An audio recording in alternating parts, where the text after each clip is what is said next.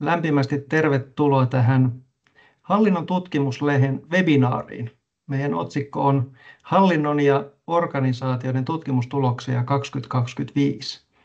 Eli me ollaan kutsuttu tänä vuonna meidän lehdessä julkaisteita tutkijoita niin esittelemään tutkimustuloksia, ja meillä on tänään 3 huippuluokan esiintyjää tulossa kertoon omista tutkimuksistaan. Mun nimi on Jarmo Pulkkinen ja toimin tämän tilaisuuden kellokallena ensisijaisesti. Olen toimitussihteerinä Hallinnon tutkimuslehdessä. Meillä on tuolla linjoilla myös meidän toinen toimitussihteeri Satu Pekkala ja sitten meidän päätoimittaja Ville. Niin jos Ville ja Satu vois vaikka pistää kameraa päälle ja huikata moikat. Heitän vaikka Sadulle pallo. No hei vaan kaikille, tosiaan olen toimitussihteereistä toinen puolikas ja Jarmon naisaparina tehdään sihteerin tehtäviä tässä lehdessä. Tiedetoimittaminen on mulle aika uutta, mutta melko lailla konkari noin niin kuin, viestinnän kentällä kuitenkin. Ja kiva olla täälläkin tänään ja ihan hyvä lukuhan meillä näyttää olevan jo linjoilla ja kasvaa sitä paitsi koko ajan. Kiitos. Sitten Ville. No niin, moi tosiaan. Ville Pietiläinen, Hallinnon tutkimuslehden päätoimittaja, ja tosiaan jännittävää tämä tosiaan ekan kerran kokeillaan tätä konseptia tällä tavalla, että saataisiin tutkimusta tutuksi ja ehkä semmoisia nostoja, mitä ei ehkä muuten tulisikaan sitten, tai ainakin vähän semmoisia foorumeita, missä voi nostaa niitä asioita. Ja tosiaan haetaan vähän tämmöistä, ettei tämmöistä ihan tiedekonferenssityyppistä, vaan enemmänkin, että juuri semmoisia ehkä yleisiä pointteja, kehittämisnäkökulmia ja ylipäänsä sitä, että miten tavallaan tieteelliset teoriat ja lähtökohdat on sitten ikään kuin hyödynnettävissä ja vietävissä kentälle, niin tämän tyyppistä keskustelua, mutta tosiaan mennään varmaan aika tiukalla aikataululla ja sen takia tosiaan tässä nyt Jarmo on kellokallena, mutta jos ei heitä kaikkia käymään läpi, niin heittäkää tuonne chattiin näiden esitysten välillä kaikkea, mitä tulee mieleen näistä esityksistä, mutta myös tästä koko tavallaan konseptista ja tavasta, miten tehdä, niin tätä myös pyritään kehittämään, niin siellä olkaa aktiivisia myös tuolla chatissa, niin saadaan koottua kaikki näkökulmat tästä tilaisuudesta. Jos ei heitä kaikki vastaamaan, niin sitten voidaan tarvittaessa vaikka tämän tilaisuuden jälkeen myös koostaa vastauksia teille näistä. Kiitos Ville, ja käykin tuossa muutama tällaisia käytännön asioita, juoksevia asioita läpi, kun katsotaan vähän tätä ohjelmaa ensi alkuun. Eli tuossa muuten huomasin, olisiko Tanjalla, nyt sai mikin kiinni, niin voidaan jatkaa. Eli meillä on noin 25 minuuttia per esitysaikaa ja jätetään siihen jokaisen esityksen loppuun vähän aikaa keskustelulle, kysymyksille. Ja sitten lopuksi tehdään vielä pientä yhteenvetoa tämän päivän annista. Mutta käytännön asioista voisi lähteä liikkeelle. Tämä tilaisuus tosiaan tallennetaan ja erityisesti näiden esitysten osalta, että saadaan sitten vähän laajempaa levitystä myös näille hienoille tutkimuksille. Ja kannattaa tosiaan tsekata, että nuo kamerat ja mikrofonit on pois päältä, että kun meillä on suhteellisen pieni porukka, niin kaikilla on mahdollisuus avata mikki jossain vaiheessa ja laittaa kameraa päälle, jos haluatte. Mutta tosiaan nyt tässä, kun esitykset on, niin kannattaa tarkistaa, että kamera ja mikrofoni on suljettu. Nämä hienot esitykset pääsee sitten ääneen. Ja keskustelu, niin kuin Ville sanoi, on auki koko tämän tilaisuuden ajan.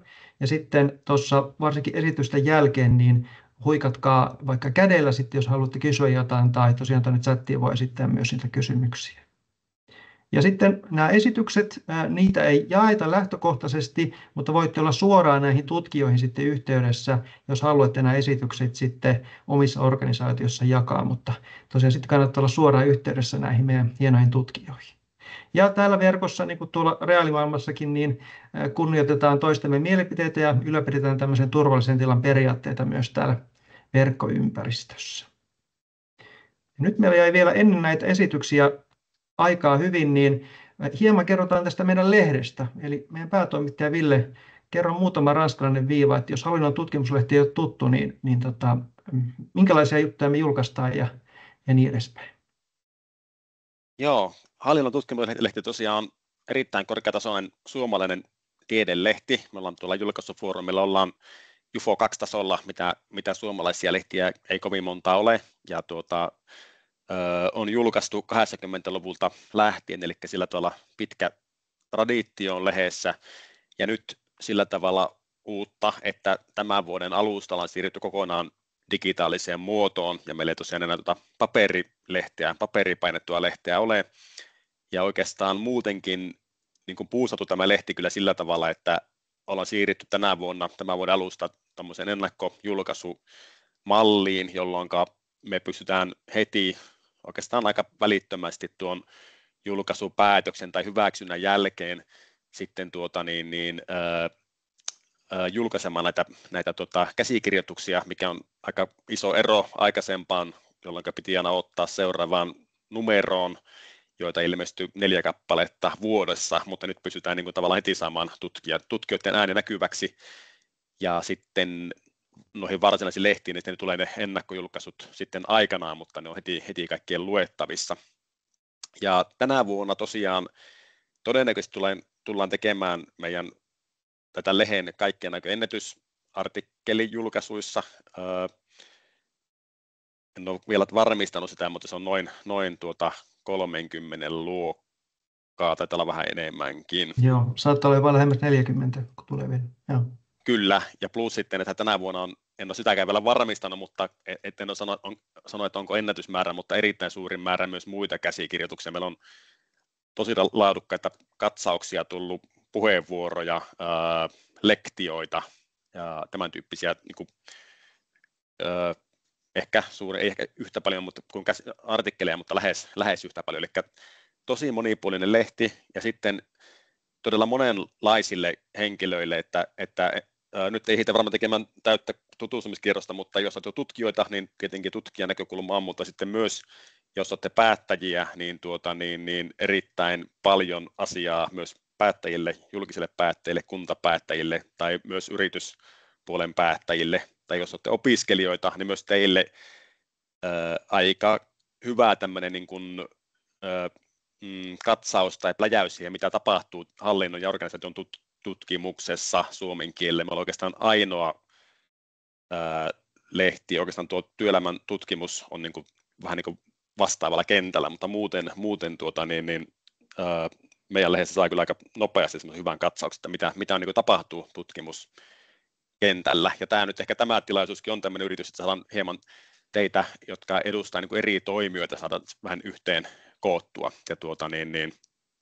ja keskustelua aikaan. Tämmöinen ehkä lehti lyhykäisyydessä on, ja tosiaan meidän toiminta rahoittuu Hallinnon tutkimusseura ry:n jäsenmaksuilla ja sitten näillä, mitä saadaan näitä avustuksia julkista tiede toimittamisen julkaisua varten, mutta jos ette ole Hallinnon tutkimusseuran jäseniä, niin suosittelen kaikkia lämpimästi liittymään, niin myös tämä lehden laadukas lehti mahdollistuu sitten jatkossakin yhtä laadukkaana, jopa parempana. Kiitos Ville. Ja ehkä tuon vielä voisi nostaa, mikä usein seminaareissa ja konferenssissa kysytään, niin nuo kielet, niin suomi ja ruotsi, eli meidän viralliset kielet on sitten ne, millä julkaistaan noita artikkeleita. Saattaa joskus tulla tulevaisuudessa tämmöisiä erikoisnumeroita, jotka on englanniksi, mutta lähtökohtaisesti suomi ja ruotsi on sitten ne meidän kielet. Joo, hyvin sanottu, mutta koska tosiaan unoin mainita sen, että ensi vuodelle haetaan varmaan, tai ehkä toive on, että olisi yksi tämmöinen teemanumero vuodessa, mikä on johonkin sitten tiettyyn spesifiin valittuun aiheeseen liittyen. Ne todella on monesti englanniksi, mutta näin perusjulkaiset on suomeksi tai ruotsiksi. Yes. Ja näin Kellokallen roolissa katson, että hienosti ollaan aikataulussa, kello on 9 yli vasta, eli ollaan hyvin aikataulussa, niin päästään varsinaiseen pihviin. Eli tarkistetaan vielä, että Taru taisi olla jo linjoilla. Jes, täällä ollaan ja mikki toimii ainakin äsken ja kamerakin varmaan pikkuhiljaa. Joo, hienoa. Tervetuloa linjoille, ja voitaisiin tehdä vaikka niin, että sulla on tosiaan 25 minuuttia aikaa, mutta jos varaisi sinne loppuun vähän keskustelukysymyksille varaa, niin vaikka tuossa 20 minuutin paikkeilla sitten voisi vaikka laittaa kameraa päälle tai yrittää olla kellokallina, että sitten säästetään vaan aikaa, niin ole hyvä vaan. Jes, hyvä, kiitos. Mä yritän, tässä on paljon asiaa, mutta mä yritän vaikka ihan ennenkin sitä jo lopettaa, koska se keskustelu on aina kaikista se kiinnostavin. Nyt tähän tuli joku tämmöinen live-jakamisnäkymä. Näkyykö tämä teille osallistujille ihan kunnolla? Tämä näyttää oikein hyvältä. Joo, Kyllä näkyy. hyvä. Yes. Joo, hei, ensinnäkin kiitos kutsusta ja pääsystä tänne webinaariin ja kaikille osallistujille. Hei, että mä olen Taru Lilja ja mä olen yliopisto-opettajana tosiaan tuolla Jyväskylän yliopistossa psykologian laitoksella ja siellä työ- ja organisaatiopsykologiaa. Mä väitöskirjaa nyt ihan viimeistelen tässä kevään aikana ja tämä on mun väitöskirjan 4. artikkeli, tämä mistä tänään tuun puhumaan. Ja tämä julkaistiin siis, se oli toukokuussa, olisiko se sitten ollut se ennakkojulkaisu vai miten, mutta tämän alkuperäinen siis otsikko oli, että mitä ihmettä tälläkin taas tarkoitetaan, monialainen yhteistyö, kasvatus ja opetus sekä sosiaali- ja terveysalan asiantuntijoiden vaihtelevissa diskursseissa. Ja tässä on tietysti ollut mukana muitakin, on meidän tuolta Jyväskylän yliopiston laitoksen porukkaa Virpi-Liisa Kykyri ja Johanna Rantanen ja sitten on Hämeen ammattikorkeakoulusta Pukkilan Päivi ja Helanderin Jaakko. Mutta jos nyt siirtyy mun toinen dia tähän, niin mä mielellään, kun mä käyn tästä aiheesta kouluttamassa ja valmentamassa työyhteisöissä aika paljon, tuolla sote-alalla varsinkin ja ohjausalalla, työllisyyspalveluissa, niin mä yleensä kysyn alkuun tämän kysymyksen. Niin jos teillä on siellä mahdollisuus kirjoittaa chattiin, niin pyydän nyt, että vaikka et olisi ikinä kuullutkaan monialaisesta yhteistyöstä tai vaikka tekisitte sitä työksenne, en tiedä, niin mikä on, täällä on tuttuja Erja. Erja tutkii myös vähän samankaltaista aihetta, niin mitä te ajattelette siis, että mikä on monialaisen yhteistyön niin kuin tavoite? Tässä voisi lukea myös, että perimmäinen tarkoitus. Ja niin kuin tuossa lukee, niin voi valita ihan useammankin. Sieltä on tullut nyt, ainakin mä näen, 2, 3, 4, on tullut 2 ja 4. En ole ehkä 1, ole nähnyt. Joo, yes. Kiitos. Tämähän Taru voi olla kompa kysymys, että tässä voi olla, että ehkä tässä kalastellaan kaikkia, me katsotaan. Kyllä, joo. Ja ihana, kun vastaatte noin aktiivisesti. Mä nyt tämän ajankäytön vuoksi menen tästä jo pikkuhiljaa eteenpäin. Ja hyvin nappasit sieltä, että tämä on vähän pompa kysymys, että varmaan arvasittekin, että ehkä kaikki periaatteessa näihin voisi valita. Mutta että mä otin tämän tähän siksi, että mun mielestä havainnollistaa hyvin sitä, että minkälaisia käsityksiä meillä voi olla monialaisesta yhteistyöstä, millä tavalla me voidaan puhua siitä, että miksi sitä tehdään. Ja mä oikeastaan kysyn myös, että puhutaanko me tarpeeksi siitä, että miksi sitä tehdään, vai puhutaanko me vaan siitä, että sitä tehdään ja kaikki on hyvin. Mutta niin kuin toinen syy, miksi mä otin tämän kysymyksen, on se, että tämä ehkä niin kuin just alleviivaa tätä, että voi olla erilaisia käsityksiä tavoitteesta ja sitten myös siitä, miten se vaikuttaa siihen toimintaan. Mutta mä itse ajattelen just näin, että sen niin kuin perimmäinen tavoite, miksi ylipäätään tehdään, niin on tämä ratkaista kompleksisia yhteiskunnallisia ongelmia, ja kuten pitkäaikaistyöttömyyttä vaikka. Ja sitten se tapa, ne keinot, mitä siihen liittyy, on informaation siirtäminen esimerkiksi ja kivat välillisvaikutukset, että byrokratia vähenee ja päällekkäinen työ vähenee. Mutta sitten tarkemmin tästä artikkelista, joka julkaistiin Hallinnon tutkimuslehdessä, niin tässä taustalla oli just tämä ajatus, että monialaisen yhteistyön edistämistä on tutkittu paljon ja siitä puhutaan tosi runsaasti julkisessa keskustelussa. Ja minusta on tosi kiinnostavaa, jos täällä on nyt päättäjiä kuuntelemassa, että onko tämä termi tullut esiin ja mitä niin kuin itse ajattelette tästä julkisen keskustelun sävystä tai runsaudesta. Mutta mulle se on näyttäytynyt sellaisena. Ja kun mä aloitin tutkimaan tätä aihetta 2018, niin mä huomasin, että se käsite myös saatetaan niin kuin jättää määrittelemättä ihan tieteellisissäkin julkaisuissa. Ja siinä on mun mielestä semmoinen epäsuhta. Ja hallinnon tutkimuksessa, niin kuin Davies, mä viittaan tuossa artikkelissa, on puhunut verkostomaisesta hallinnasta vähän samaan sävyyn. ja väittänyt, että niin kuin hallinnon tutkimuksessa ehkä vallitsee sellainen normatiivinen ennakkokäsitys verkostojen eduksi. Ja että sillä on niin kuin semmoinen lähes kyseenalaistamattoman ideaalin asema. No sitten kun mä jatkoin tutkimusta, niin mä törmäsin myös siihen asiaan, että okei, tämä käytäntö ei välttämättä vastaakaan sitä puhetta. Tai ainakaan mä selvitin siis itse, että mikä olisi monialaisen yhteistyön niin kuin ihanne. Ja mulla ei nyt tässä välttämättä ole aikaa mennä siihen sen paremmin, mutta sanoisin, että ainakin 2 asiaa täytyy täyttyä, jotta voidaan puhua monialaisesta yhteistyöstä. Ja se on nimenomaan se asiakasnäkökulma, että miksi sitä tehdään. No, sitä tehdään, jotta voitaisiin ratkaista näitä niin kuin inhimillisesti haastavia ja kärsimystä tuottavia ongelmia plus yhteiskunnallisesti tärkeitä ongelmia. Eli asiakaskeskiössä, ja toinen on sitten se, että ylitetään jotenkin hallinnon ja organisaatioiden rajoja ja tieteen ala- tai ammattirajoja. Että ne olisi niin kuin ne. Niin sitten kävi ilmi, että no se ei aina välttämättä tapahdukaan näin, että on olemassa niin kuin sellaista monialaiseksi nimettyä työtä, siis ihan monialaisissa palveluissa, joka sitten kuitenkin näyttäytyy enemmän rinnakkaisena työnä. Ja nämä 2 seuraavaa diaa mä näytän aivan tosi nopeasti, niin päästään noihin tuloksiin ja sitten jää sille keskustelulle aikaa. Mutta tämä on semmoinen ikivanha dia, joka on kulkenut mun mukana kaikki nämä vuodet ja mä en tästä pysty jotenkin luopumaan.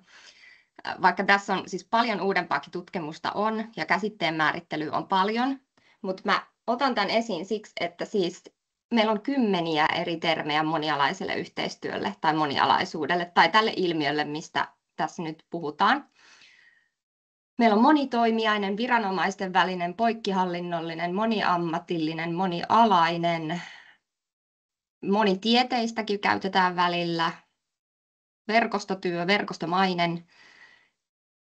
Niin tämä on tosi käsiteviidakko. Ja se, että jos sitä ei avata sen tarkemmin, mistä puhutaan, niin minkä kaltaisesta tasosta puhutaan, niin sitten ollaan ehkä ongelmissa. Ja tätä mua kiinnosti selvittää. Osittain tätä, mutta tältä dialta mä voisin sanoa, että toi Stenbergin mallin transdisciplinary, niin siinä puhutaan niin kuin aidosta integraatiosta siinä, että eri tieteenalojen niin kuin osaaminen yhdistyy ja löytyy jotain uutta näkökulmaa. Ja mun ajatus on se, että tämä on niin kuin se, mihin että tällä tasolla ne yhteiskunnalliset ongelmat ratkee. Ei välttämättä, tai sitä on tehty jo pitkään, että tehdään rinnakkain, että no minä teen täällä palvelussa tätä ja sinä teet siellä seuraavassa sitä. Mutta tämä on vähän monimutkainen, tässä nämä suomenkielisetkin termit tuossa näkyy.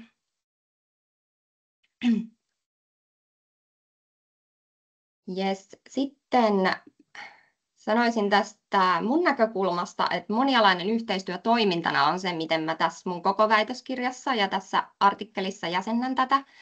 Eli tätä monialaista yhteistyötä on lähestytty aikaisemmin niin kuin organisaation näkökulmasta, ryhmän tasolla ja sitten yksittäisen työntekijän, niin kuin varsinkin psykologiassa, siis kompetenssina, että mitä mun täytyy osata, jotta mä oon hyvä monialaisen yhteistyön tekijä. Tai sitten asiakkaan näkökulmasta, että miten se onnistuu. Niin mä lähestynkin tätä nyt tosiaan, niin kuin tuohon voisi lisätä, että systeemisenä toimintana. Ja itse asiassa sieltä on tuo Vygotskin vuosilukukin jäänyt pois, mutta siis toiminnan teoria, en tiedä onko täällä kasvatus, no Erja ainakin tietää tämän, mutta on ehkä muitakin kasvatuspsykologian tai kasvatus- ja ohjausalan ihmisiä, jotka on toiminnan teoriasta kuullut. Niin mä en käy tätäkään nyt tarkemmin läpi, mutta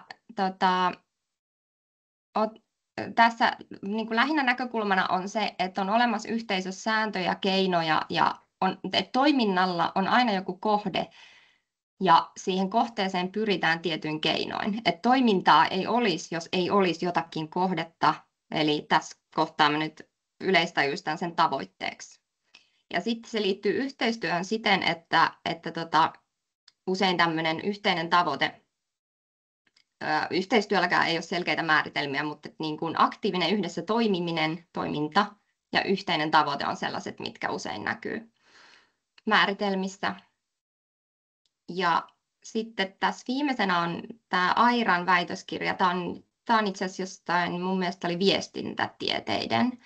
Täällä on todella hyvää käsitteen määrittelyä, niin tosi tärkeä pointti tämä, että se yhteistyö ei synny rakenteista, vaan toimintatapana se on lopulta vapaaehtoista, että se toteutuu joko siellä toiminnan tasolla tai sitten se ei toteudu. Ja tästä voisi kysyä nyt, että miten tämä toiminta nyt liittyy niihin diskursseihin, että enkö mä nimenomaan ole tässä artikkelissa tutkinut puheen tasolla enkä toiminnan tasolla. Niin tämäkin on semmoinen, mistä mä myöhemmin tai sitten kommenteissa voin paremmin avata, jos tulee kysymyksiä tästä.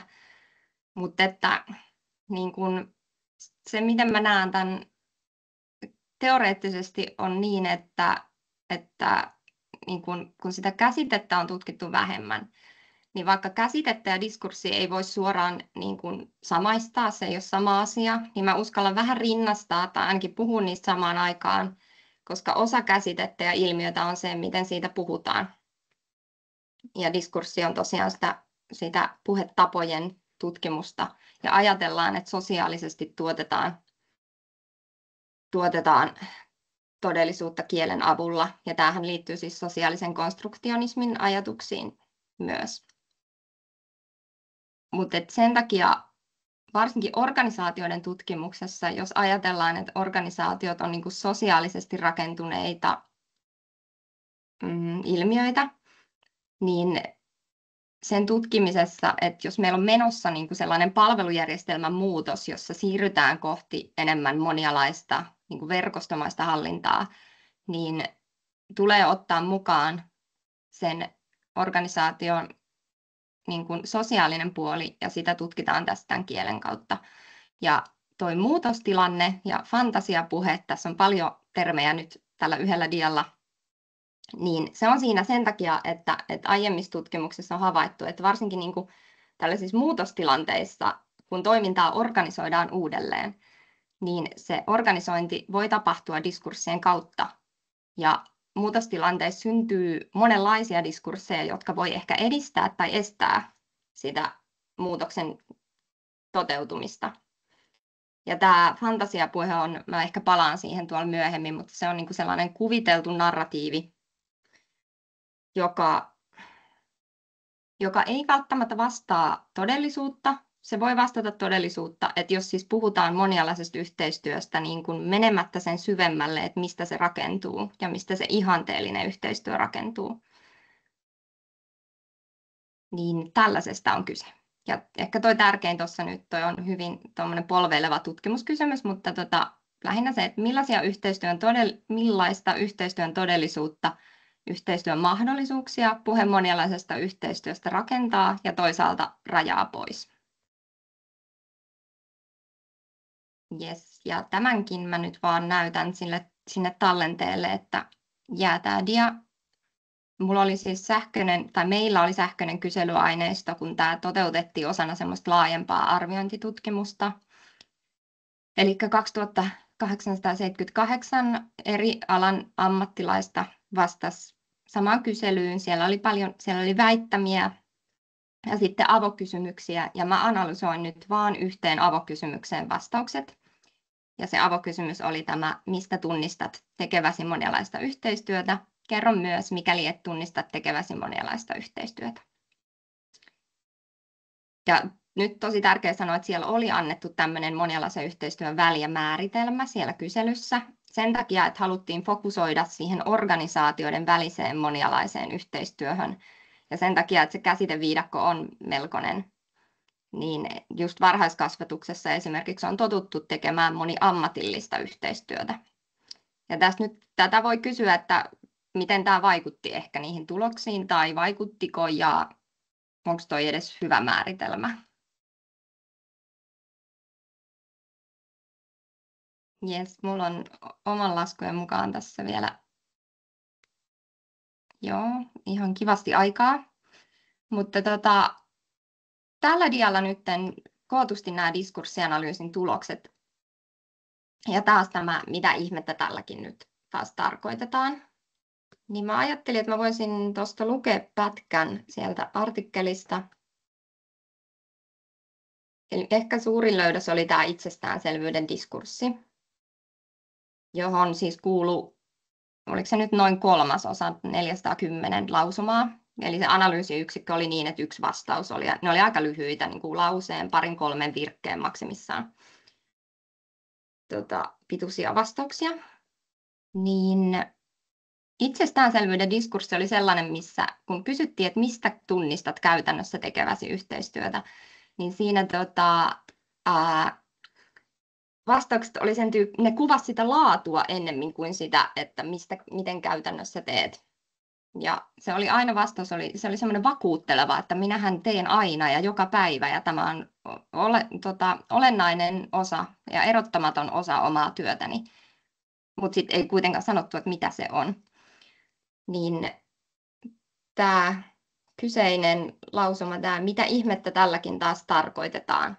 Tunnistan yhteistyön siitä, kun teen yhteistyötä oppilaan edun niin vaatiessa. Mä olen analysoinut tämän niin, että tämä huudahduslause, mitä ihmettä tälläkin taas tarkoitetaan, ilmaisee painokkuutta ja tunnetta. Sillä voi olla useita funktioita, kuten paheksunnan, yllättyneisyyden tai ironian osoittaminen. Sen voidaan tulkita tässä ottavan kantaa kysymykseen monialaisen yhteistyön tunnistamisesta ja ilmaisevan vastaajan suhtautumista kysymykseen mielettömänä. Vastaaja jatkaa kehäpäätelmällä, tämä oli yleistä tässä diskurssissa, että tunnistan yhteistyön siitä, kun teen yhteistyötä. Ja täsmentää tekevänsä sitä oppilaan edun niin vaatiessa. Vastauksesta jää kuitenkin hämäräksi yhteistyön tekijät ja se, miten oppilaan etu määrittyy ja millaisin työtavoin siihen konkreettisesti pyritään. Tällöin monialainen yhteistyö rakentuu niin itsestään selvänä, että on turhauttavaa joutua erittelemään sitä, jolloin myös monialaisen yhteistyön yksityiskohdat, haasteet ja monimuotoisuus jäävät huomiotta. Ja mun laskujen mukaan 3 minuuttia, niin sanon vielä näistä muista tietysti, että tämä rajanvedon diskurssi, mä hahmotan tässä jonkunlaisen jatkumon, eli itsestäänselvyyden diskurssista tuonne tavoitteellisen toiminnan diskurssiin, joka oli sitten toisiksi suurin niin sanotusti luokka, eli diskurssi. Niin tässä on joku jatkomo siinä, että sitten tuo rajanvedon diskurssi, siinä vähän niin kuin tunnistetaan niitä tekijöitä, mutta se rajataan hyvin tarkasti, että mun tiimissä, meidän talossa ja muut on ulkopuolisia.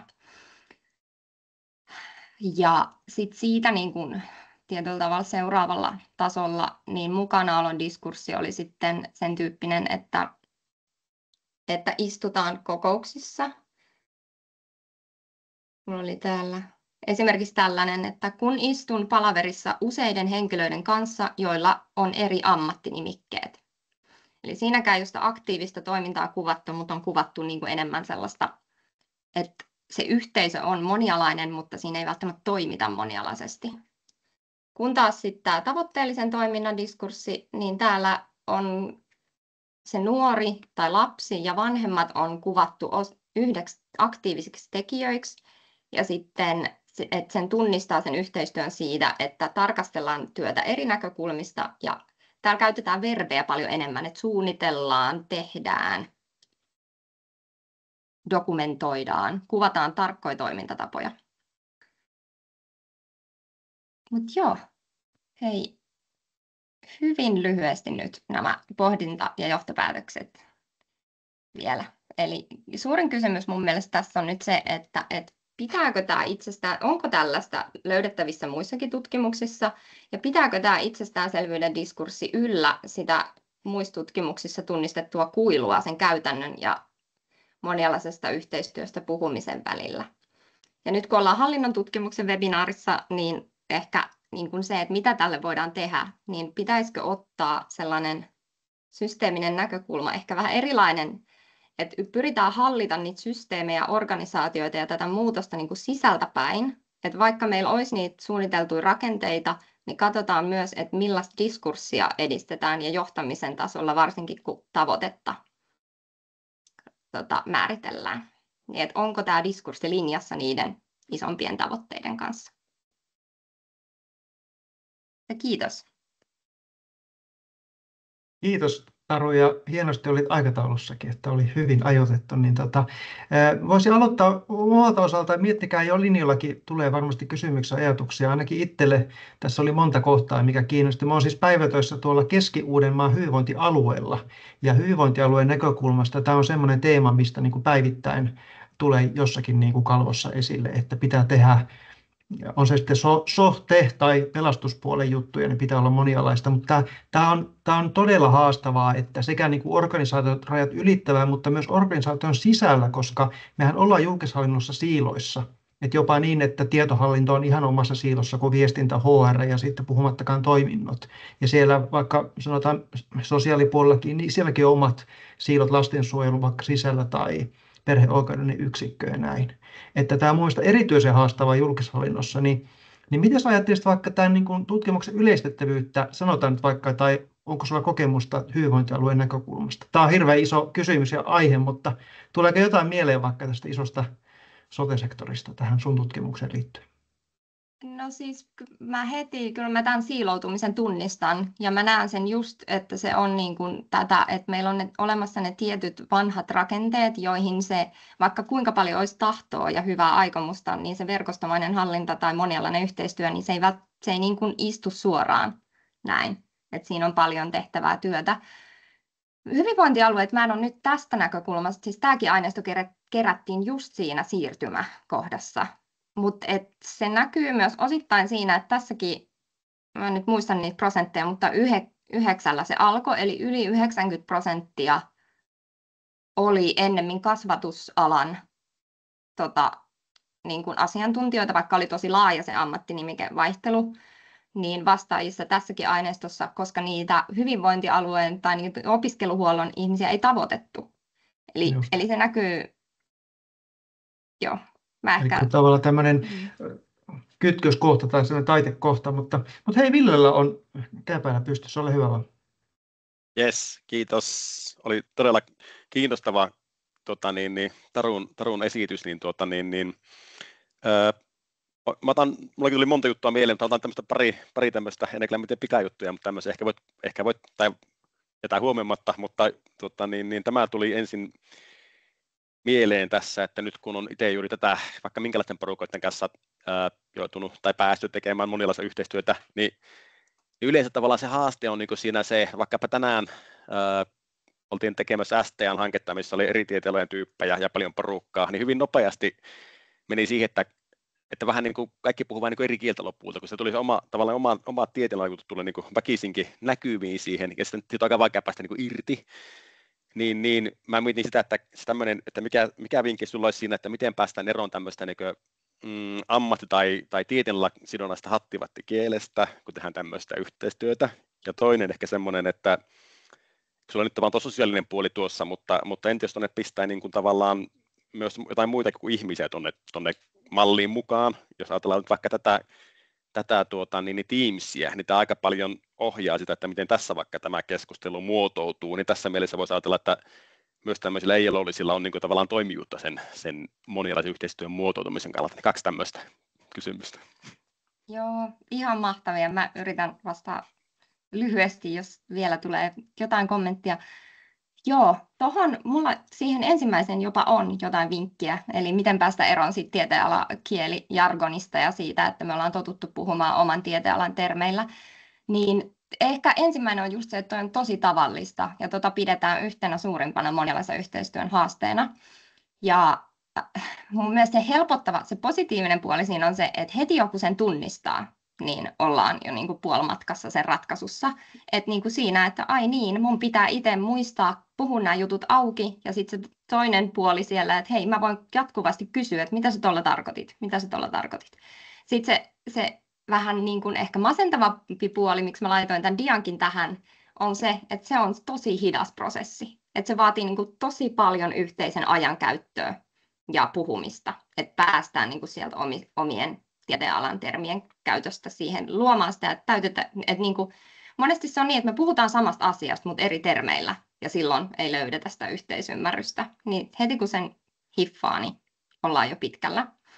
Mutta sitten niin tämä, että sit kun otetaan muita kuin ihmisiä siihen, ja miten se vaikuttaa niin kuin tähän sosiaaliseen rakentumiseen, niin siis nimenomaan. Ja tämä on ehkä just se, että miksi, mulla ei ole suoraa vastausta tuohon, mutta mä sanoisin, että tämä on just se, miksi tätä asiaa ei voi tutkia, kaikki kunnia psykologeille, mutta ei voi tutkia ihmisen kompetenssina ja osaamisena, että minä yksittäiset ihmiset tekevät ja miksi, vaan pitää ottaa se koko systeemisyys, ne kaikki rakenteet, ne kielelliset, ei-kielelliset, ne inhimilliset ja ei-inhimilliset niin kuin huomioon.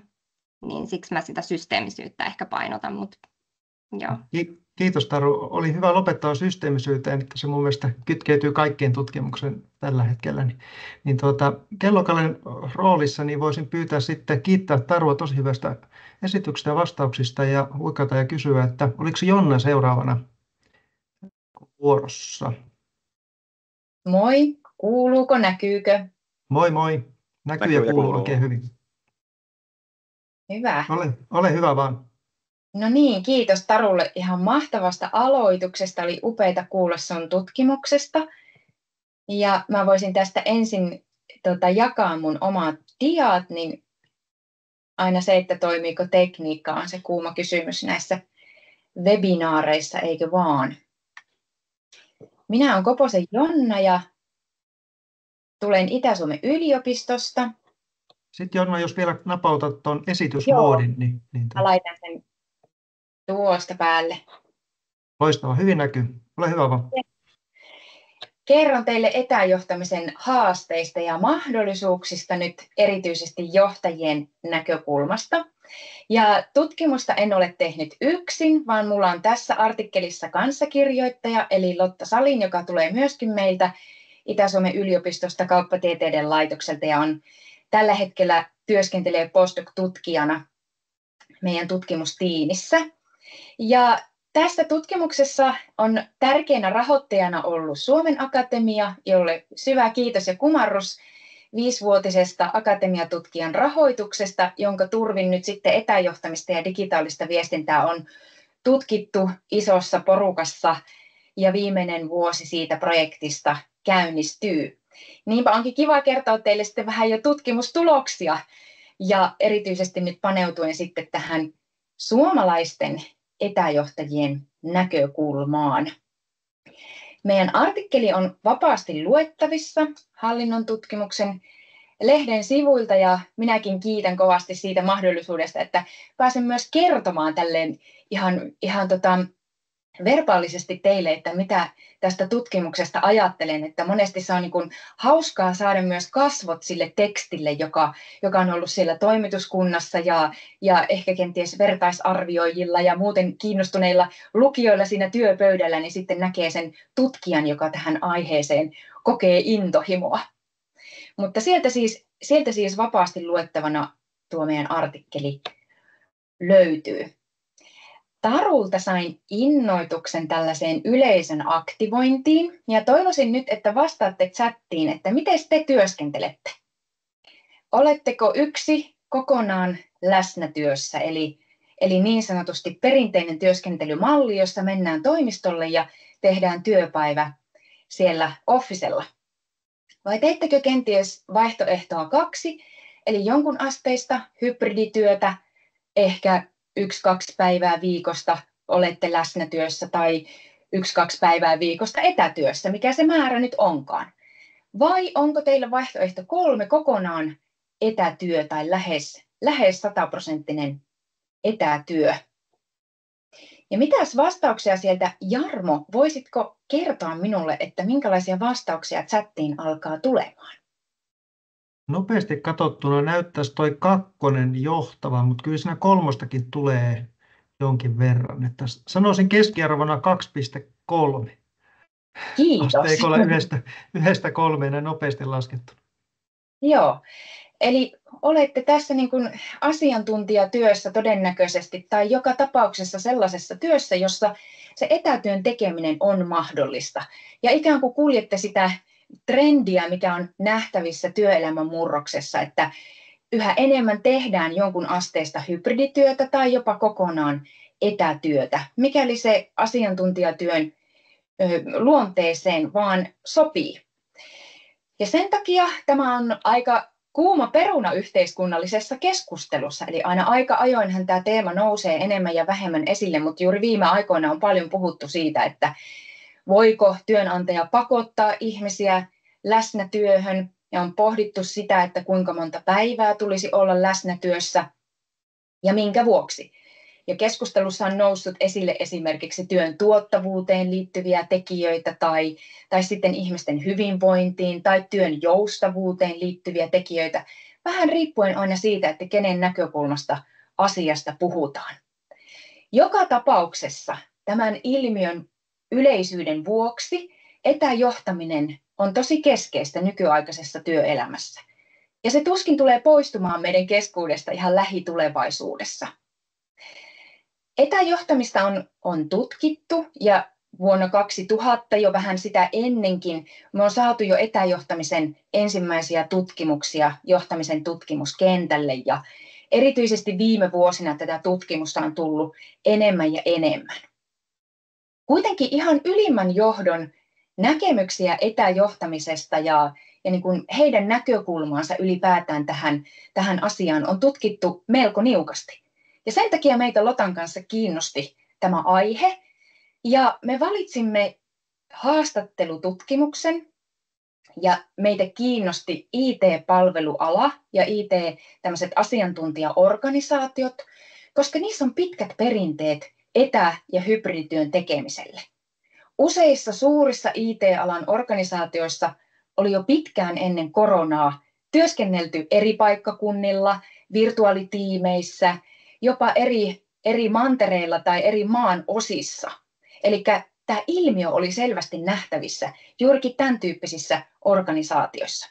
Ja me ajateltiin, että ne IT-alan palveluorganisaatiot on sellaisia, joista me voidaan saada niin kuin hyviä esimerkkejä etäjohtamiseen liittyen.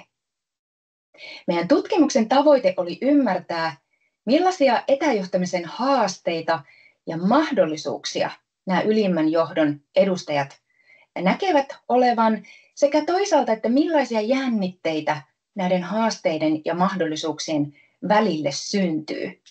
Vai syntyykö? Ja koska meillä on tutkimusprojekti, niin meillä on myös aikaisempi artikkeli, joka on Hallinnon tutkimuslehdessä julkaistu vuonna 2023, jossa me tehtiin käsiteanalyysiä. Meitä kiinnosti se, että mitä se etäjohtaminen oikein on, että kuinka se määritellään. Ja siinä artikkelissa me löydettiin 5 sellaista keskeistä tekijää, jotka määrittää etäjohtamista. Eli ensinnäkin se on johtamistyötä hajautetussa organisaatiossa. Eli siinä organisaatiossa on mahdollisuus tehdä etätyötä, on avoin tiedonsaanti, matala hierarkia. Ja toisekseen siellä on käytössä tieto- ja viestintäteknologiaa, joka sitten mahdollistaa sen työskentelyn etänä tai hybridimallissa. Sitä on otettu käyttöön ja sitä on niin kuin harjaannutettu sinne organisaatioon. Työntekijät tietää, miten toimia ja operoida, samoin kuin myöskin johto. No sitten kolmanneksi viestintä korostuu.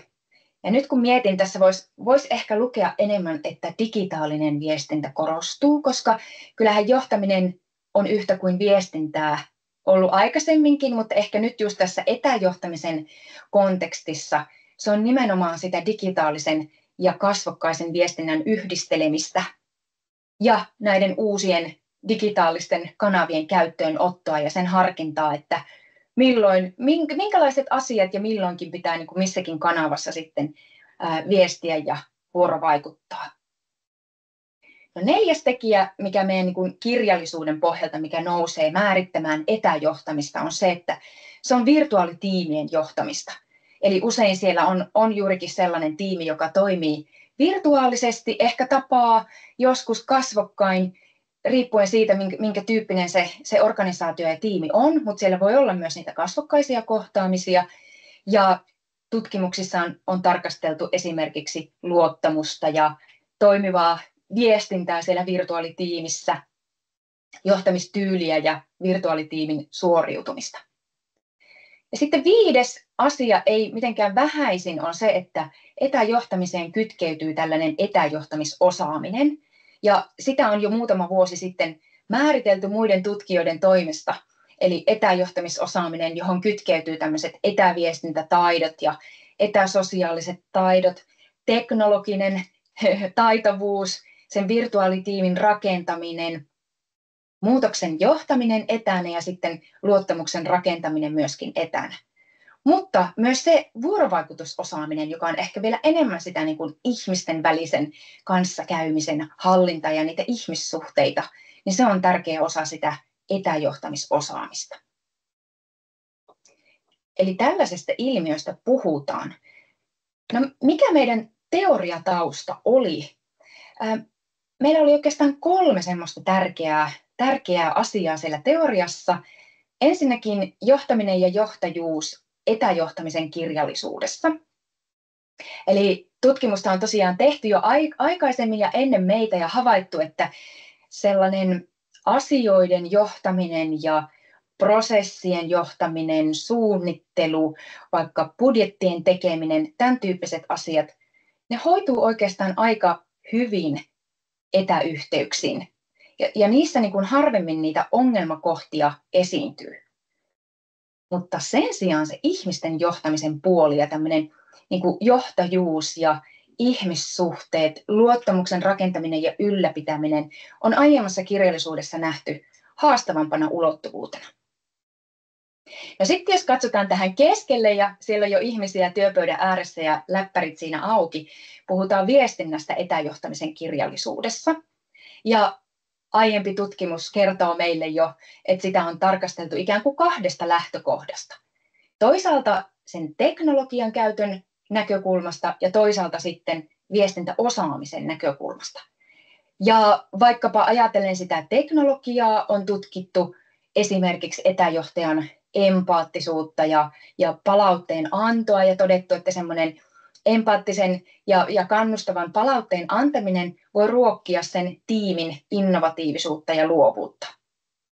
Toisaalta sitten niitä tärkeitä viestintätaitoja, joita on aiemmassa kirjallisuudessa jo tunnistettu, on esimerkiksi viestinnän selkeys ja taito hallita viestintätulvaa, toisaalta erotella sieltä myös ne tärkeimmät asiat ja toistaa niitä ja pyrkiä välttämään väärinymmärryksiä. No sitten 3. tärkeänä asiana siellä teoriataustassa meillä oli nuo etätyön ja etäjohtamisen jännitteet. Ja meillä on sellainen viestintätieteissä juurensa saava teoria, jonka nimi on relationaalisen viestinnän teoria ja erityisesti relationaaliset jännitteet. Relationaalisen dialektiikan teoria tarkkaan ottaen. Ja sieltähän on niin kuin aikaisemmin havaittu, että esimerkiksi tiimien johtamiseen liittyen on löytynyt jo jännite vuorovaikutuksen tehtäväkeskeisyyden ja suhdekeskeisyyden välillä. Eli se jännite on ikään kuin sellainen konflikti 2 välttämättömän asian välillä, ikään kuin kumpaakin tarvitaan. Jos mietitte tiimin johtamista, me tarvitaan sekä tehtävien että suhteiden ylläpitämiseen ja niiden niin kuin edistämiseen liittyvää viestintää. Mutta jos toinen menee liiallisuuksiin, niin toinen kärsii. Eli ne kumpikin ovat ikään kuin koko ajan läsnä, eikä niitä tarvitse poistaa niitä jännitteitä, mutta niiden niin kuin välillä täytyy löytää tasapaino. Ja meistä se teoria oli aika kiinnostava ja itse asiassa niin kuin liittyy aika hauskasti sitten siihen meidän aineistoon, kun me mietittiin niitä mahdollisuuksia ja haasteita. Eli tältä teoriapohjalta lähdettiin tekemään laadullista tutkimusta. Meillä on ankkuroidun teorian lähestymistapa ja ja menetelmä, jossa on aineistolähtöinen koodaus ensin tehty meidän aineistoon ja sitten teoriaan sidottu koodaus, eli niitä yhdistellään. Saimme haastateltavaksi 33 ylimmän johdon edustajaa suurista IT-palveluyrityksistä. Eli nämä haastatellut henkilöt ovat johtoryhmän jäseniä, esimerkiksi työnimikkeillä toimitusjohtaja tai operatiivinen johtaja, talousjohtaja. Ja keskimäärin heillä on 16 vuotta kokemusta johtamistyöstä ja 9 vuotta etäjohtamisesta. Ja jos ajattelette, että haastattelut on tehty siellä varsinaisen pandemian aloittamisen jälkeen, niin kuitenkin heillä on tosiaan sitä kokemusta etäjohtamisesta aika paljon. Analyysitavasta tosiaan kolmiportaisesti edettiin, ja sen jälkeen kun tuo viimeinen teoreettinen koodaus oli tehty, niin me tunnistettiin myös jännitteitä. Eli siinä vaiheessa analyysiä otettiin sitten se relationaalisen dialektiikan teoria kunnolla käyttöön. Keskeisiä tuloksia. Me havaittiin, että etäjohtamiseen liittyi 3 tärkeää funktiota: viestintä, johtajuus ja johtaminen. Loppukuva näyttää tältä, ja kuten aiemmassakin kirjallisuudessa, niin me ajatellaan, että nämä funktiot ikään kuin liittyvät toisiinsa. Ne on sellaisia, jotka ovat kytköksissä toisiinsa, eikä niitä välttämättä ole tarkoituksenmukaista sinänsä niin kuin erotella toisistaan. Mutta joskus meitä auttaa se, että me hahmotetaan ikään kuin tiettyihin funktioihin liittyviä mahdollisuuksia ja haasteita ja tarkastellaan niitä vähän niin kuin erillisinä, mutta kuitenkin muistaen sen, että nämä asiat niin kuin liittyvät toisiinsa, mitä sitten nuo mustat nuolet tuossa reunalla osoittaa. Katsotaan ensin tätä viestinnän funktiota. No siellä me havaittiin, että etäjohtamisen mahdollisuuksia on hirmu paljon viestintään liittyen. Vaikkapa viestinnän määrän kasvu organisaatiossa ja viestinnästä oli tullut säännöllisempää, oli tullut säännöllisiä palavereja tiimitasolle ja organisaatiotasolle. Etäkokoukset oli tosi tehokkaita, kun ne on asiapitoisia, niissä on agendat ja muistiot ja asioita saadaan hoidettua eteenpäin. Myös yhteisöllisyyttä pystyttiin luomaan teknologiavälitteisesti. Noissa aineistossa on tosi hauskoja yhteisiä, esimerkiksi Hawaii-bileitä tai wine tasting-iltoja tai jotakin muuta vastaavaa, jota pystyttiin teknologiavälitteisesti tekemään silloin, kun ei ollut mahdollisuutta kohdata kasvokkain. Mutta sitten toisaalta on näitä haasteita, eli yhtä aikaa on läsnä vaikkapa viestintätulva.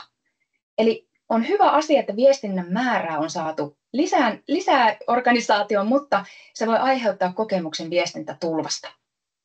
Eli sitä on ikään kuin yhtä aikaa aivan liikaa.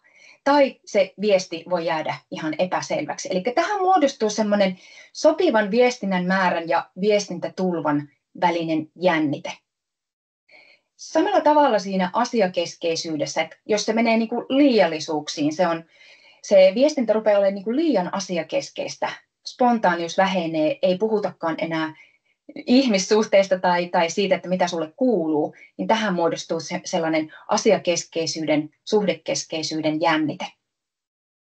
Ja viimeisempänä, mutta ei vähäisimpänä täällä etäkokousten haasteet niin kuin toisaalta sen yhteisöllisyyden ylläpitämisen suhteen, että palveleeko ne tarkoitustaan, ja innovoinnin vaikeudet. Vaikka niitä pystytään tekemään, vaikkapa Miro on tosi hyvä esimerkki siitä, miten me pystytään innovoimaan teknologian välitteisesti. Teknologia antaa meille hyviä mahdollisuuksia, mutta onko se sitten kuitenkaan kaikissa asioissa aina se toimivin ratkaisu?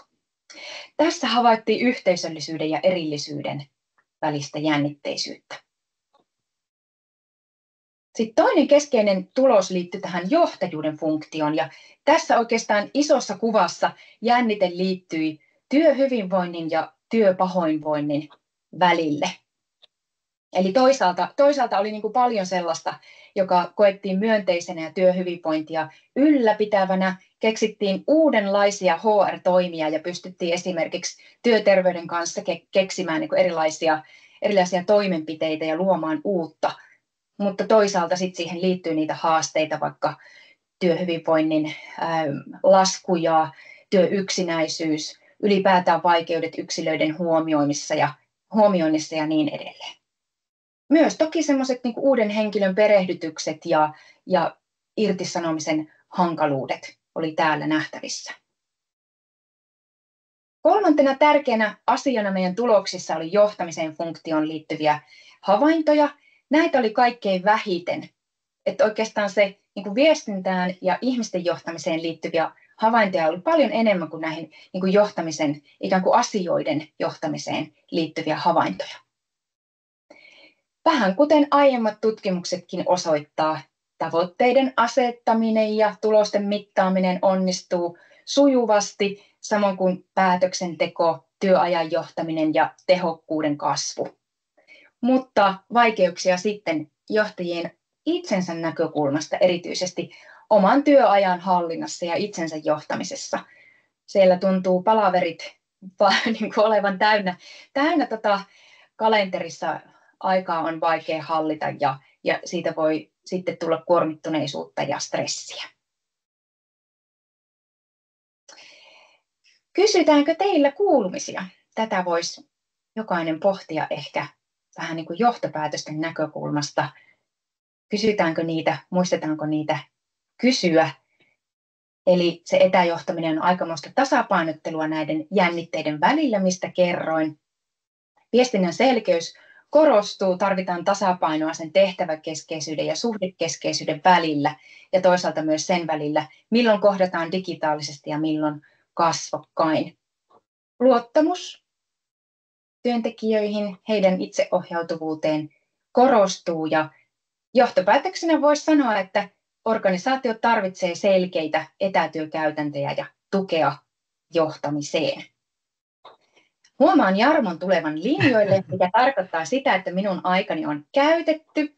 Jos aihe kiinnostaa, verkostoidutaan ihmeessä ja tässä vielä valikoituja lähteitä, mutta voidaan siirtyä sitten kysymysten pariin.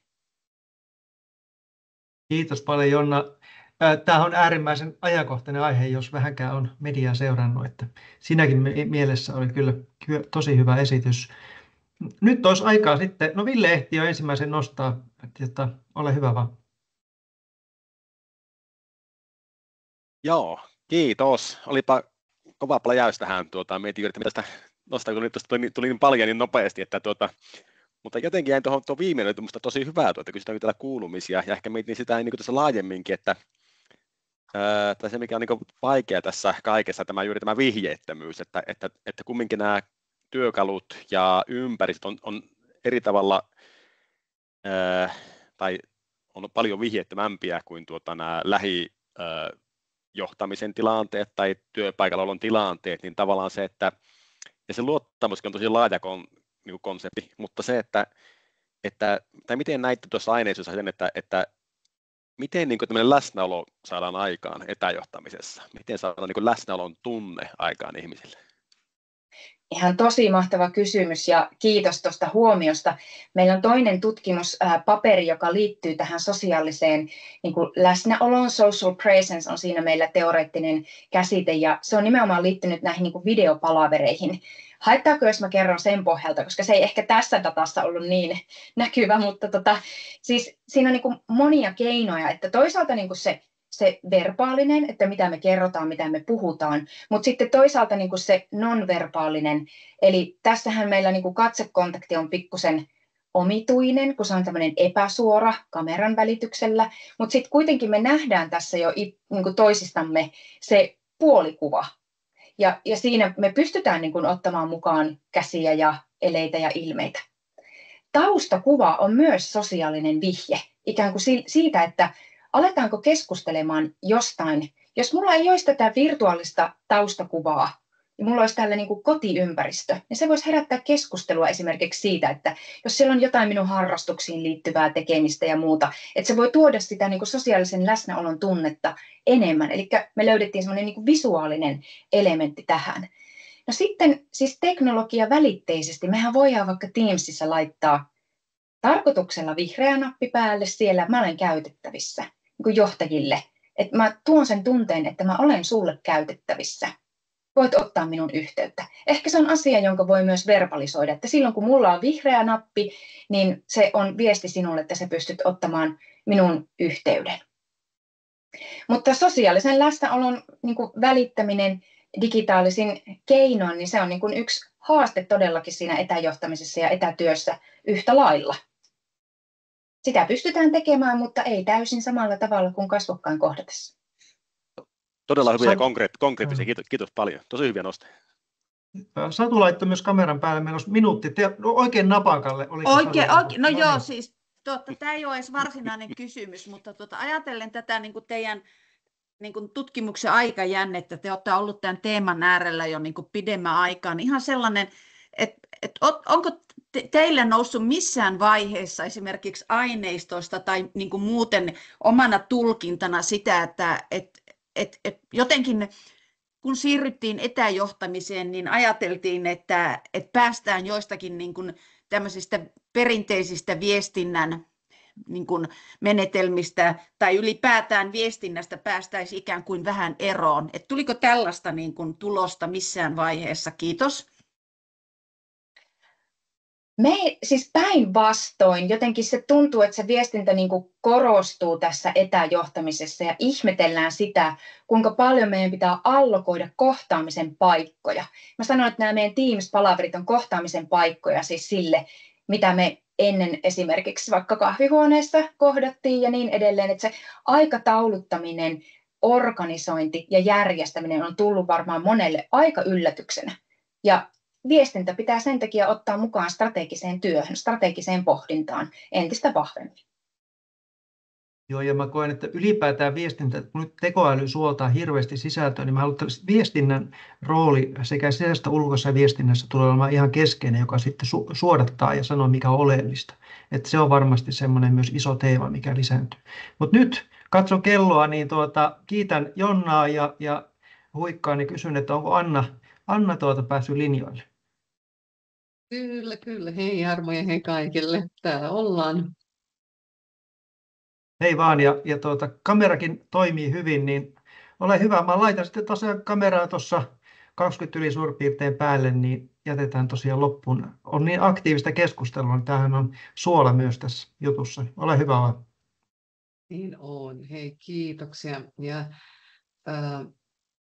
tosiaankin annetaan pieni hetken tekniikalle myös päästä mukaan tähän meidän keskusteluun. Ja nyt hetken päästä toivottavasti teille tosiaankin ihan pieni hetki, mä tarkistan, näkyyköhän teille kaikki. Ja, hei, aivan upeeta. No lähdetään liikkeelle ja teemana tosiaankin yhteiskehittäminen ja arvon tuottaminen teknologisoituvassa tietotyössä. Ja tässä esittelen sitten tutkimusta, jota ollaan tehty yhdessä Eija Kärnän, Iris Hummalan ja Merja Draken kanssa. Ja jos sallitte, niin alkuun ihan lyhyt esittely, niin eli Haaga-Heliassa toimin vanhempana tutkijana ja noin viimeiset 5 vuotta keskityn tekoälyyn liittyviin tutkimus- ja kehityshankkeisiin ja mun johtamissa kokonaisuuksissa on tuettu jo reilusti yrityksiä ja organisaatioita hyödyntämään tekoälyä. Tällä hetkellä mä johdan konejohtajana hanketta, jonka taustalla on algoritminen johtaminen ja myöskin reilu AI-hanketta, jossa taas keskitytään tekoälyn yhdenvertaisen eettisen hyödyntämiseen työyhteisöissä. Ja tässä vielä alkuun ihan pari vinkkiä teille koneet johtajana kokonaisuuteen liittyen. Nämä on sellaiset linkit, että ovat poistumassa jo tämän viikon puolella Yle Areenasta. Meillä on ollut suoria lähetyksiä tästä teemasta ja lyhyitä 20 minuutin lähetyksiä, joiden kautta, jos teitä kiinnostaa, niin voitte tutustua myös tämän toisen tutkimuksen tuloksiin.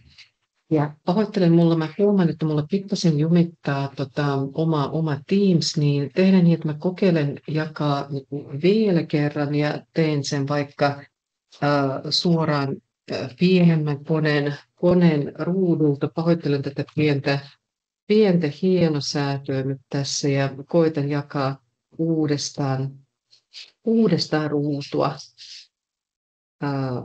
Antakaa mulle ihan sekunti aikaa vielä, niin laitetaan tämä vähän uudella tavalla. Tekniikka on mahtava silloin, kun se toimii.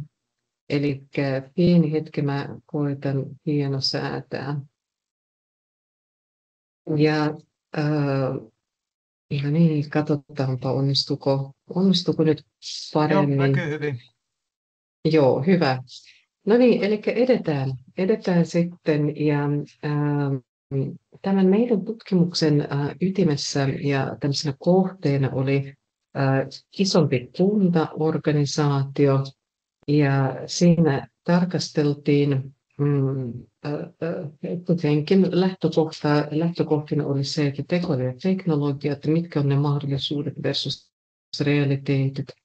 Ja erityisesti julkisella sektorilla edetään välillä hitaammin eettisten, sosiaalisten ja kulttuuristen haasteiden vuoksi, jolloin koetin, että tarvitaan semmoista kokonaisvaltaista näkemystä ja myös jatkuvaa keskustelua työn kehittämisestä. Ja tietotyöntekijöiden rooli nyt erityisesti, että he ovat sen verran keskeisessä asemassa teknologisen muutoksen onnistumisessa, mutta heidän ei välttämättä aina tunnisteta, erityisesti jos puhutaan tukitoiminnoista ja tietotyöstä siinä kontekstissa. Ja samalla tietysti tämän ajan havainto on ollut myös se, että rutiinit toki helpottuvat, mutta myös sen uuden oppimisen paine kasvaa. Ja näemme kuitenkin, että tukitoimintojen asiantuntijat ovat monella tapaa avainasemassa ja he toimivat organisaation yksikkörajoja ylittävän yhteistyön mahdollistajina, mikä puolestaan tukee sitä parempaa teknologian ja tässä tapauksessa myös tekoälyn hyödyntämistä. Ja se tutkimuksen tavoite oli tosiaankin kehittää tukitoimintojen asiantuntijoiden erityisesti yhteisöllistä toimijuutta ja arvon tuottamista yhteiskehittämisen kautta. Ja lopputuloksena meille syntyi yhteiskehittämisen malli kuntaorganisaation. No, miksi yhteiskehittäminen ja arvon tuottaminen on tärkeä tietotyössä? Se yhteiskehittäminen nähdään tosiaankin ihan perustana muutokselle. Ja se tutkimuksemme ydinteema olikin, että miten tietotyöntekijät voivat yhdessä kehittää teknologisoituvaa työtä. Ja tietotyöhän se ei ole enää rutiineja, vaan se on tämmöistä jatkuva ongelmanratkaisua, organisaation tuntemusta, kontekstien ymmärtämistä. Ja myös kunnissa tukitoimintojen asiantuntijat ovat kriittisiä, vuorovaikuttavat monen rajapinnan ja sidosryhmän kanssa sisäisesti ja ulkoisesti, mutta heidän panoksensa jää välillä näkymättömäksi. Ja samalla tietysti toimijuus, se mahdollistaa oppimisen, se mahdollistaa uudistumisen. Sen takia päätettiin ottaa se myös tähän keskeisen tarkasteluun tässä meidän tutkimuksessa. Ja erityisesti kun se toimijuus on yhdistelmä osaamista, se on yhdistelmä autonomia, proaktiivisuutta, motivaatiota, arvoja, valmiutta toimia, tehdä valintoja, ottaa niistä vastuu. Ja tietysti myös se työyhteisörakenteet ja kulttuuri niin vaikuttavat merkittävästi. Ja yhteiskehittäminen taas puolestaan se ei ole vain tämmöinen työpajan metodi tässäkään meidän tutkimuksessa, vaan me nähtiin ja koettiin sen uutena tapana työn tekemiseen. Ja se tekee myös näkyväksi erilaiset osaamiset ja mahdollistaa aidosti uusien, hyvien, tehokkaiden ratkaisujen syntymisen. No, miksi tämä sitten oli tärkeä juuri tässä ja nyt? No, muun muassa sen takia, että kun tekoälyautomaatiot muokkaavat kaikkia tukipalveluita ja tukitoimintoja, niin, ja osa tehtävistä myös uhkaa kadota ilman sitä uudelleenajattelua ja uudelleen suunnittelua. Ja sitten se, että kun tukitoimintojen asiantuntijat ovat niin keskeisessä roolissa, niin se, että heidät osallistetaan, kuullaan ja valjastetaan siihen työn kehittämiseen, niin se itsessään on suuri arvo. Ja toki myös tämä sosiotekninen näkökulma, että muutoshan se ei ole vain tekninen, vaan tosiaankin sosiaalinen, eli valtasuhteet, roolit, identiteetit, prosessit, kaikki tämä käy läpi sen muutoksen ja myös se arvon tuottaminen siinä yhteydessä edellyttää moniäänisyyttä ja sellaista yhteistyötä, joka ylittää yksiköiden ja organisaation rajoja. Meidän tutkimus oli kolmivaiheinen. Siinä oli valtakunnallinen kysely, haastattelu, mutta sitten juuri tämä julkaisumme keskittyi erityisesti toimintatutkimukseen, jossa kehitettiin sitten uusia käytäntöjä ja myös mallin yhteistyössä niin kuin organisaation kanssa. Mutta nämä edeltävät vaiheet, niin ne yhdessä luovat sitten vahvan perustan kehittämiselle. Ja kehittämiskokonaisuuteen, joka on avattu tällä dialla, niin osallistuivat tämän ison kuntaorganisaation, joka oli meidän case-organisaatio, niin niiden hallintopalvelujen johto, esihenkilöt ja lähes kaikki asiantuntijat, eli noin 30 tietotyöntekijää yhteensä. Ja pajoihin osallistui myös heidän lisäkseen vielä sen organisaation johdon ja sisäisten sidosryhmien edustajia, eli vaikka viestintä, HR, IT. Ja toimintatutkimus oli hyvinkin osallistava, käytännönläheinen, dialoginen ja vuorovaikutteinen prosessi. Ja ne pajat, me rakennettiin ne tarkoituksella sillä tavalla, että ne olivat voimavaralähtöisiä, ratkaisukeskeisiä ja kokeilevia. Ja osallistujat käytännössä itse tuottivat materiaalin ideat, oivallukset, kehittämisteemat, eli olivat hyvin ratkaisevassa roolissa näissä mukana. Ja toteutustapana sitten meillä oli 4 työpajaa ja jokaiselle oli oma teema, identiteetti, teknologiat, yhteistyö ja sitten se malli. Toteutimme sekä etänä että hybridinä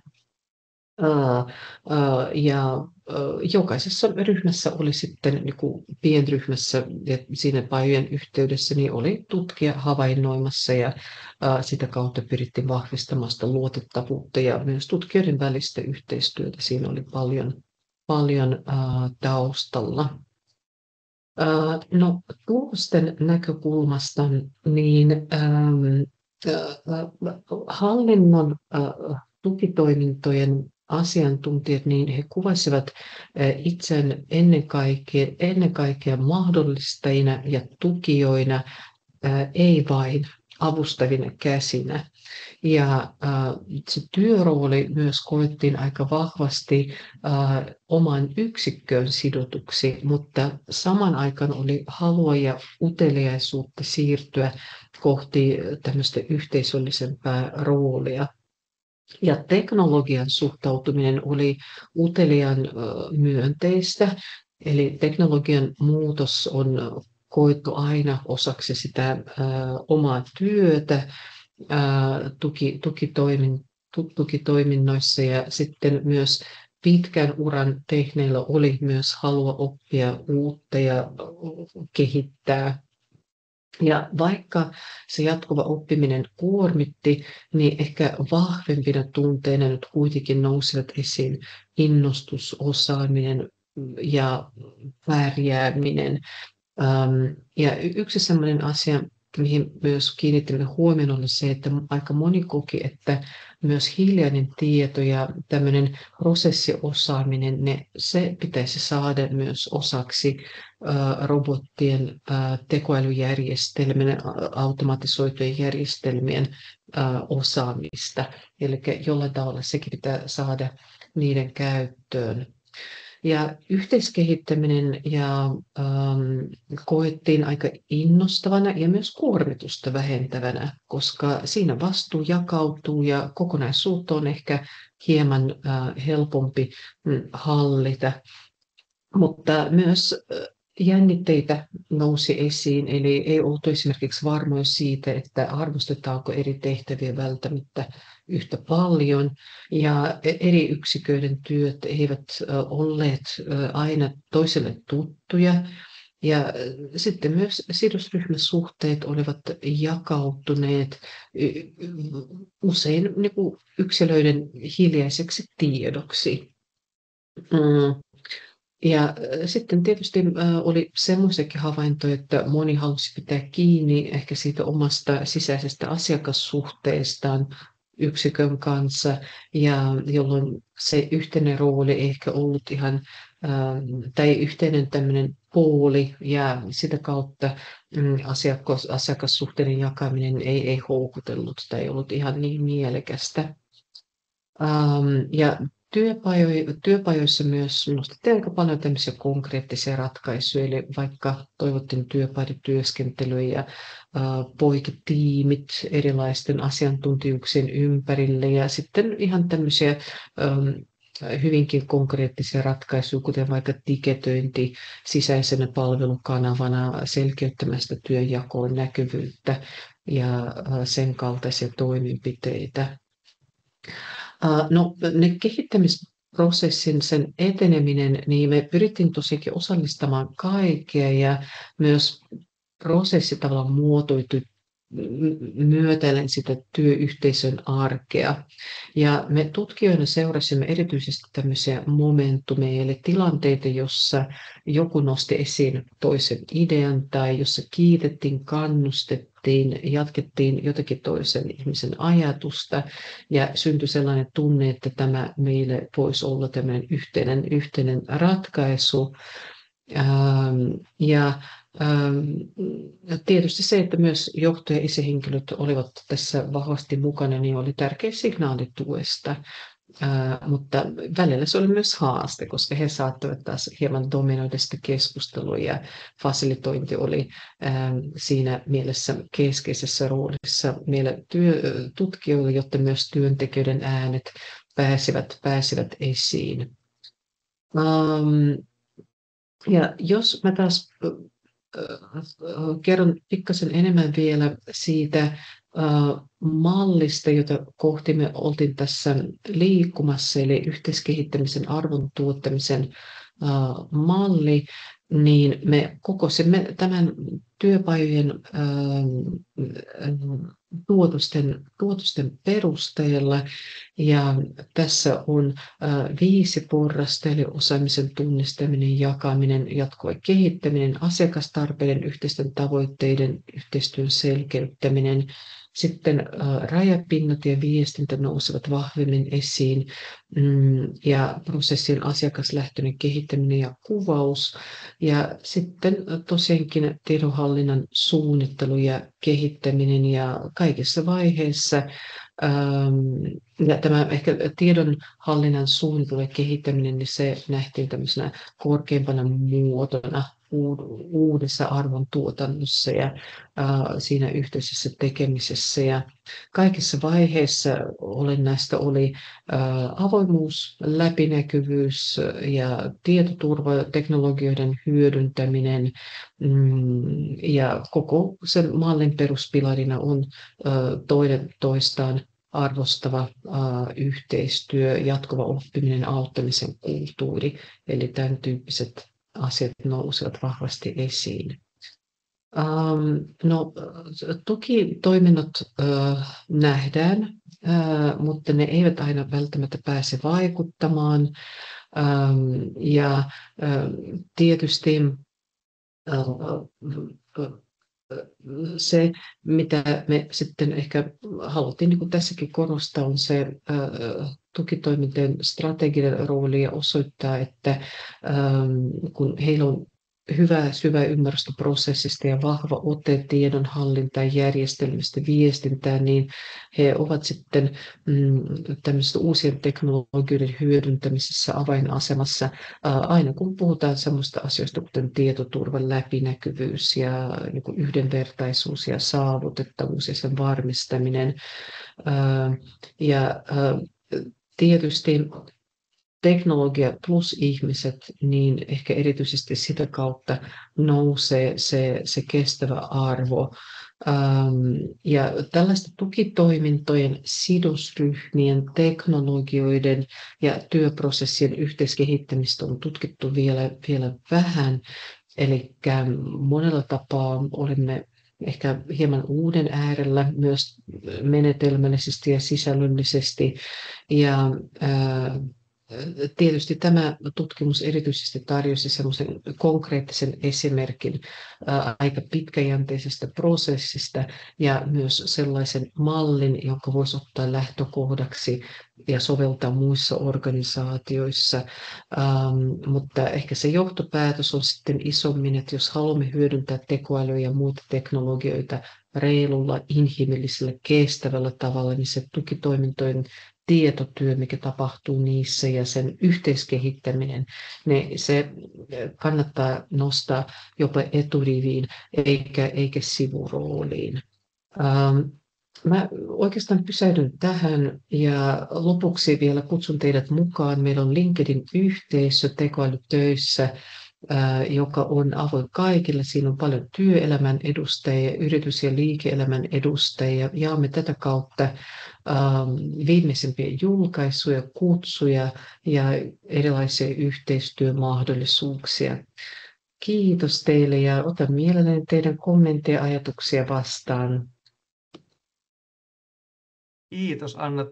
Tämä oli oikein hyvä esitys ja puhutteli erityisesti tämä sosiotekninen lähestyminen. Itsekin ajattelen niin, että me tarvitaan tämä sosioteknistä systeemistä lähestymistä tähän. Ja nyt kun tällä Keski-Uudenmaan hyvinvointialueella yritän edistää tekoälyä eri toiminnoissa, niin huomaan, että kyllä tämä on haastavaa tässä julkishallinnon kontekstissa, just kun organisaation sisäiset raja-aidat on aika korkealla. Mutta tekoäly voi toimia tämmöisenä myös Trojan hevosena, että kerrankin päästään tähän monitoimijaiseen yhteistyöhön, että semmoista on niin kuin havaittavissa, että päästäisiin tästä laatikkoleikistä myös organisaation sisällä niin kuin eroon. Meillä on nyt mukavasti muutama minuutti aikaa, niin Ville taas hienosti annas tulla vaan niin kysymys. Kiitos. Arvostan tosi paljon tätä teidän lähestymistapaa, tuo työpajatyyppinen lähestymistapa, ja vaikka voi näyttää niin paperilla helpolta, niin ei se oikeasti ole helppoa, että saa tavallaan sen porukan tavallaan siihen mukaan ja vielä tavallaan sen ilmiön suhteen saa sen tosiaan sen arvon tuotannon, mikä teillä olikin tässä keskeinen pointti. Mulla jäi mieleen tästä esityksestä mä en muista tarkkaan millä termillä sanoit, että oliko se jotenkin, että joku nosti jonkin myönteisen asian tai jonkun oivalluksen. Mun mielestä nämä on tosi kiinnostavia, koska nämä on vähän niin kuin tällä hetkellä itsekin sellaista artikkeleja, tämmöistä kulkupisteajattelua, että tämmöisiä kulkupistekohtia pystyy tunnistamaan ja sitten miettimään, että miten niissä syntyy ehkä tämmöistä niin kuin tunnetartuntaa, jolloin vielä lähtee leviämään tavallaan se myönteinen. Niin pystyykö sä jotenkin avaamaan lisää vielä? Nämä on minusta tosi kiinnostavia, että miten oli ne tavallaan nämä kohdat, missä oli joku myönteinen, miten te tavallaan pystytte ruokkimaan sitä, että se lähti isommalle se tartunta sitä kohtaa? Kyllä, ja itse asiassa ne momentumit, nehän olivat hyvinkin tärkeitä. Ja me tutkijoina toisaalta annettiin mahdollisimman paljon tilaa niille osallistujille itse vähän päättää, että okei, no mihin ne haluavat tarttua ja miten he haluavat sitten lähteä kehittämään. Ja siinä tutkijan roolissa me enemmänkin seurattiin sitä, että okei, että mikä on sellainen asia, joka erityisesti lähtee avautumaan, että jos joku nostaa esiin jonkun toisen idean tai sellaiset kohdat, joissa kannustettiin tai kiitettiin, eli tämmöiset vähän niin kuin kohokohdat ja tämmöinen tietynlainen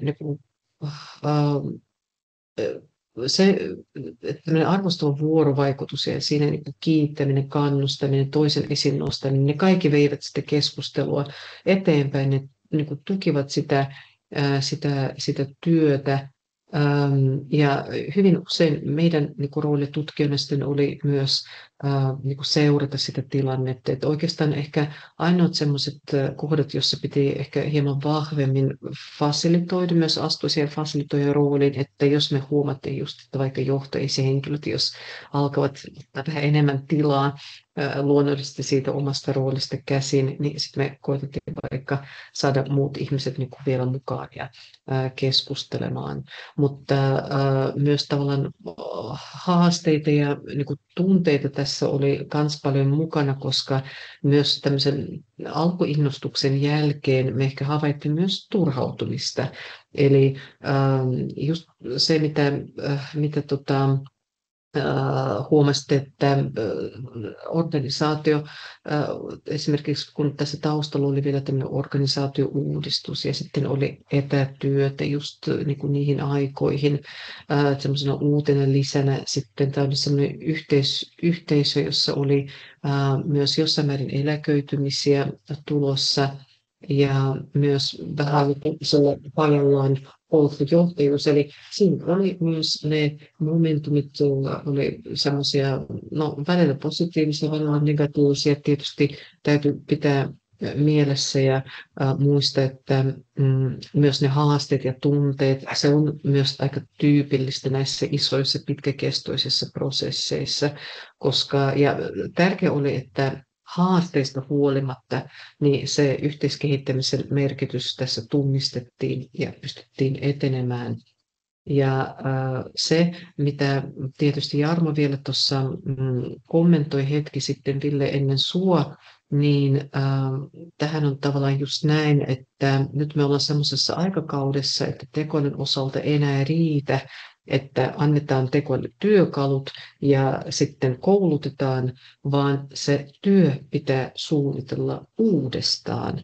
Ja tässä me ollaan semmoisen niin kuin hyvinkin ajankohtaisen tärkeän asian ytimessä ja erityisesti kun tässä meidän tutkimuksessa on vielä sellaisten funktioiden edustajat, eli just tukitoiminnot, jotka mahdollisesti ovatkin semmoisen vähän niin kuin uhan alla siinä, että ovatko menettämässä työtä vai millä tavalla enemmänkin heidän työtä pitää uudistaa, jotta he löytävät sen uuden roolin. Mutta mä sanoisin, että tämä koskee laajemmin kyllä meitä kaikkia ja se työ tosiaankin pitää suunnitella uudestaan ja tämä yhteiskehittämisen mekanismi ja niin me ollaan nähty tässä tutkimuksessa tuottaa, se ei ole helppoa, niin kuin sä Ville just sanot, mutta se tuottaa merkittävää arvoa ja sä olette tekemään se yhdessä ja jakamalla sitä vastuuta.